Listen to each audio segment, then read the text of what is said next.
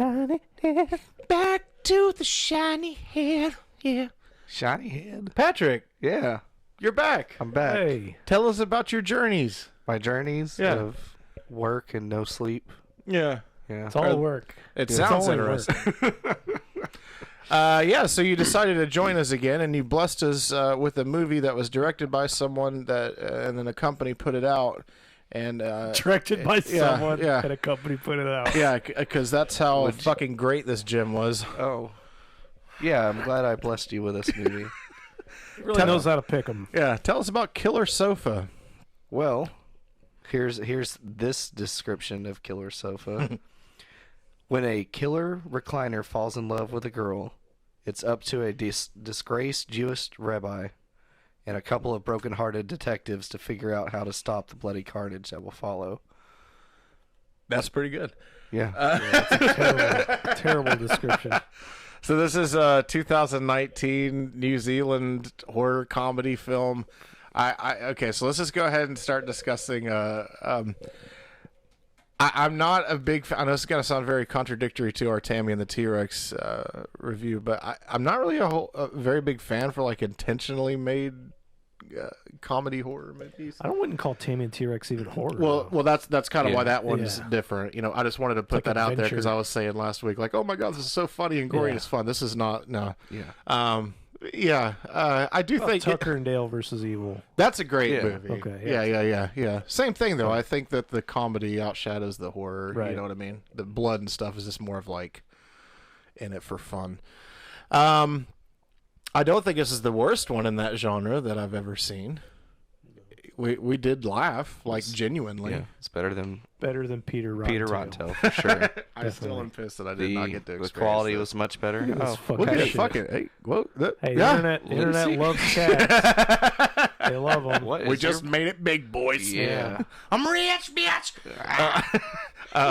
Yeah. So let's talk about this a little bit. So, it's a movie about a killer sofa. The main girl, apparently she's got some like thing where men just become crazily obsessed with her, except for one dude that's apparently gay. That she's dating. Yeah, that's it. That's all you've got. Yeah. Okay. Well, so we start off with Actually, fuck, I can't even really remember the. I know it's got the guy getting his feet cut off and stuff, right? Yeah, that was so. Someone help me here, man. I'm not. right, Yeah. yeah. Yeah. You go for it. You were invested. You loved it. Movie of the year already. I know. First week. Yeah, I mean, it makes you think at the beginning. Well, at first, you really can't understand anything they're saying half the time because I have learned I really hate the New Zealand accent. So sorry for all of our New Zealander listeners, but I find it kind of annoying. There's a lot of them. It's pretty annoying.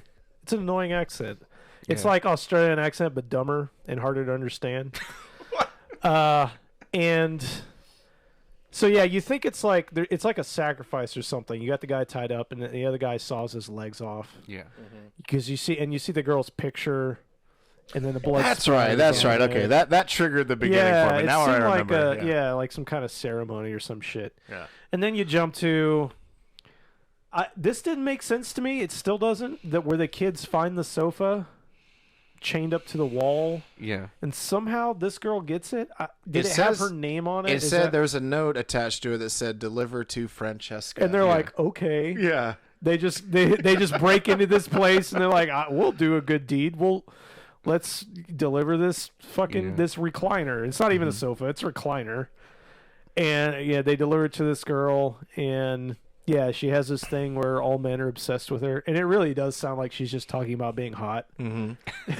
Well, that is what she said." Yeah, but you know, it's She it's just supposed to be doesn't- more. She just doesn't realize it. Yeah, You know what I mean? The movie, it's supposed to be like she's got some weird thing about her, but really, it's just Her curse is not the chair; it's the men yeah, that just can't let her go. yeah.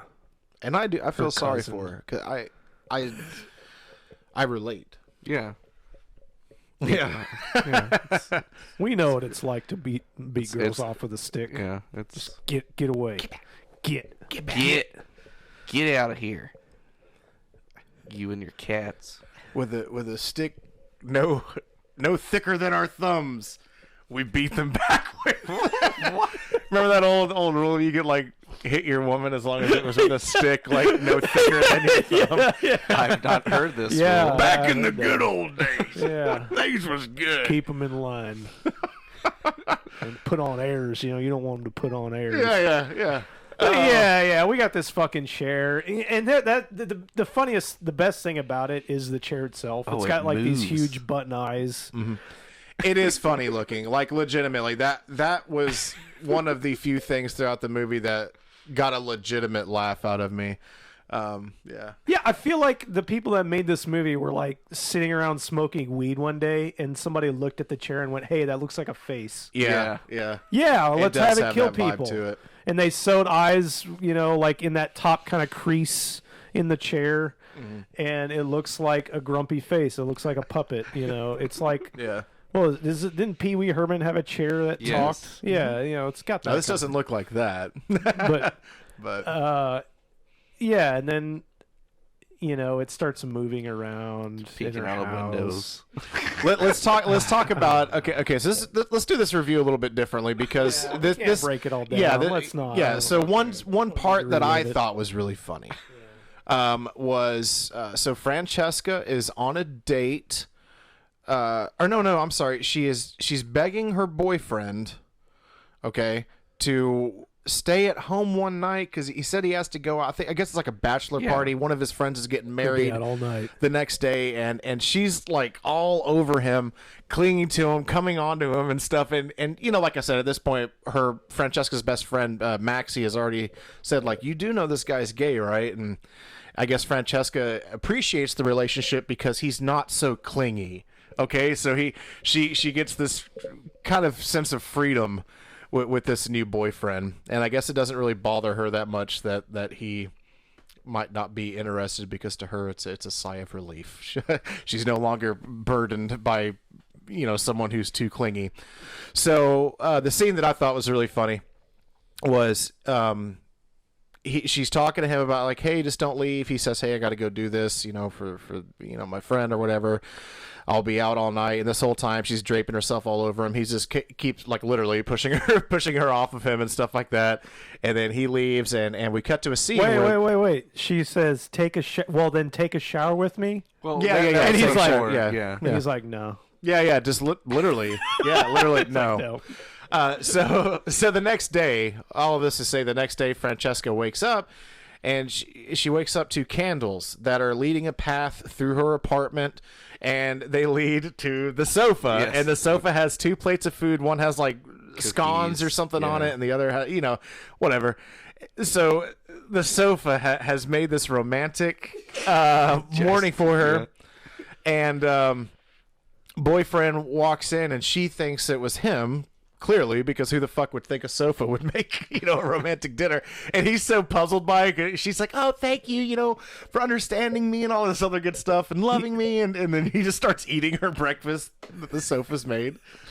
It's shit like this, Yeah. This is that movie. And then the sofa later, he's opening the oven to cook something, and the sofa runs into the back of his legs and breaks his legs. Yeah, so About that stove, have you guys put your hands into a stove to see if it was hot to turn it on, like while you're cooking? yeah, I mean, I To actually check the feel like I heat. have. I mean, just to like be like, oh, is it like preheated enough? I mean, you don't. I didn't go balls deep like he did. You know what I mean? You don't. I mean, he they have the knobs with the temperature, and then a light dings whenever it's done preheating. Mm-hmm. Why are you sticking this hand? I in agree. the I'm not oven? saying I was the smartest person for doing it, but I have done it. Of all the things Of all the about this things. movie, I accepted the fact of this magic sofa walking around using its springs to kill people. See, that's that's I want the funny parts in this are the sofa moving around. Which you when know. it does is just to explain this to people. I mean, it does a few different things, but throughout the majority of the movie, it's just just scooting. Yeah. And then you'll across just the see it ground. out. It'll actually cut to the window, and it's like looking at her as she's leaving. I think that's the funniest parts in it. And then she turns back, and it's gone. That thing.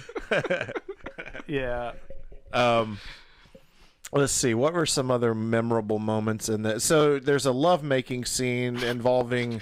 Love-making scene. That's the only way I could put it. I don't know what the fuck else to call it. Well, I guess it's a masturbation session gone completely wrong. She's just rubbing. But she's not touching herself. She's not touching herself. There is a She's scene laying where back. It does look like it, and it's like a split second, and like in this little weird montage part of it. Yeah, I caught that. Oh. Well, okay. Watch it again. I guess I need to give this movie more fucking credit. That just upped my score. Yeah.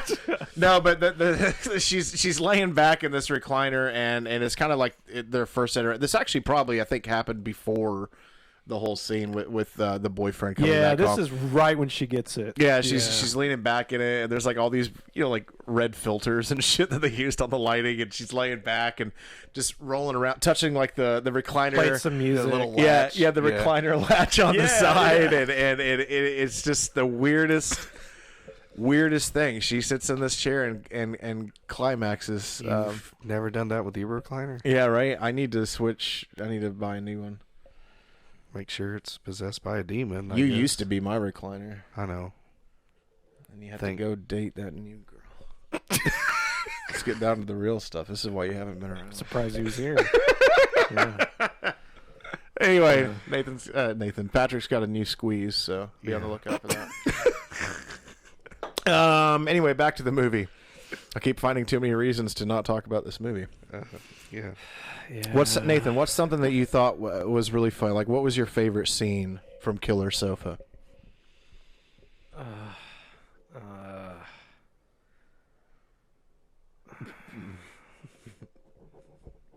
Like the rabbi having this heart attack.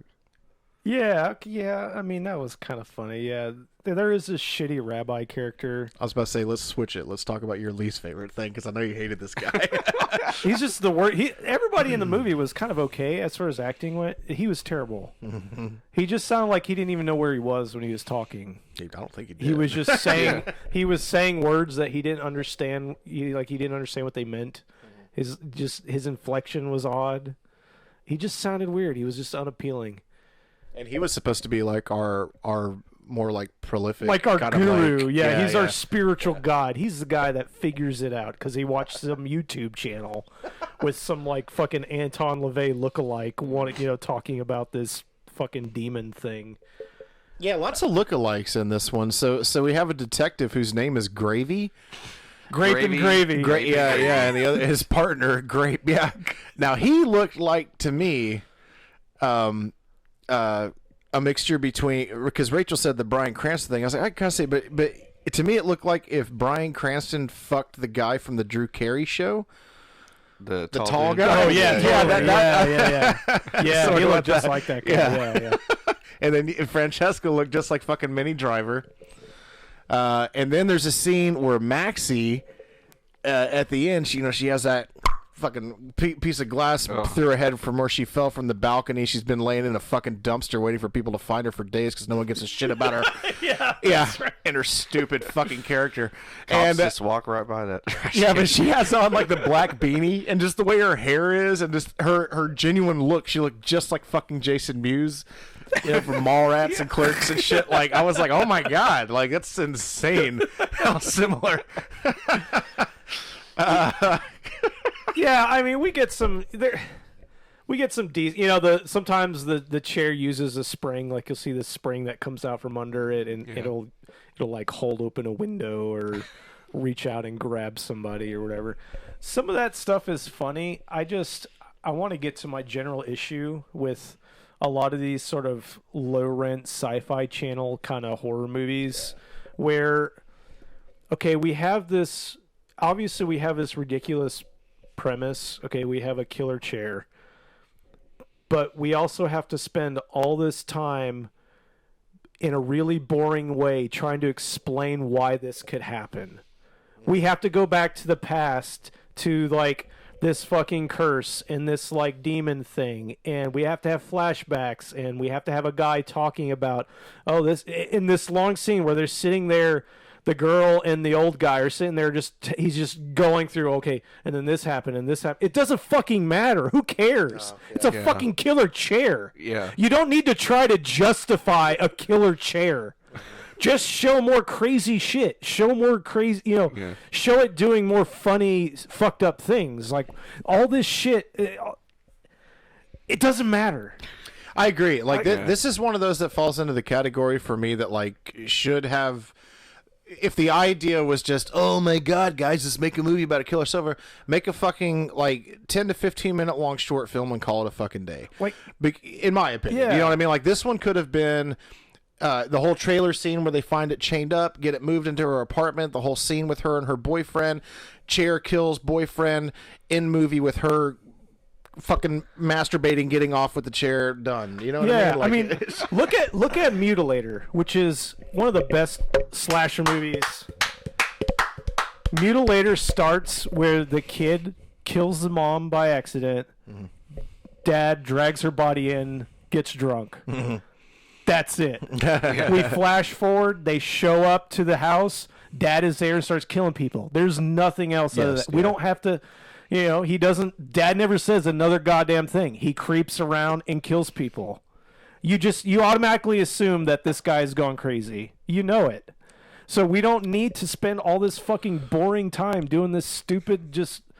That was my big issue with this. I think this could have been actually pretty funny. It had some good moments, but overall, it just got boring. I feel like they should have pushed the comedy elements of it more, because the only actual comedic stuff aside from, I know where you're coming from. I do slightly disagree on the acting. I thought there were some well, maybe it's not the acting as much as it is like the dialogue in the movie. I found to be pretty funny, and I think that was actually kind of unintentionally humorous, the dialogue. And I feel like the only humor that they were actually trying to put in there was with the chair. At least that's how I felt about it. Yeah, no, yeah. I think that they should have tried to work on like some funnier dialogue, come up with some fucking lines for these people to say that are funny, because you do kind of find yourself at times laughing at it like you would a movie that's unintentionally funny, but you have in the back of your head, you're like, no, they're trying to make a comedy and they're mixing it with this weird dramatic story, and mostly, mostly the parts you laugh are the intentional stuff. It's just the chair. It's just the chair looks funny walking around. Mm-hmm. Eventually, we want to keep this short, right? So I kind of like this twist actually, because it's so ridiculous. So what we find out is, the main girl, Francesca, her main stalker guy, the guy that had his legs cut off at the beginning that we thought was murdered, he actually had his legs cut off so he could fit inside the chair. Yeah. So he has been... He got up to walk. Right, on his stumps. Yeah.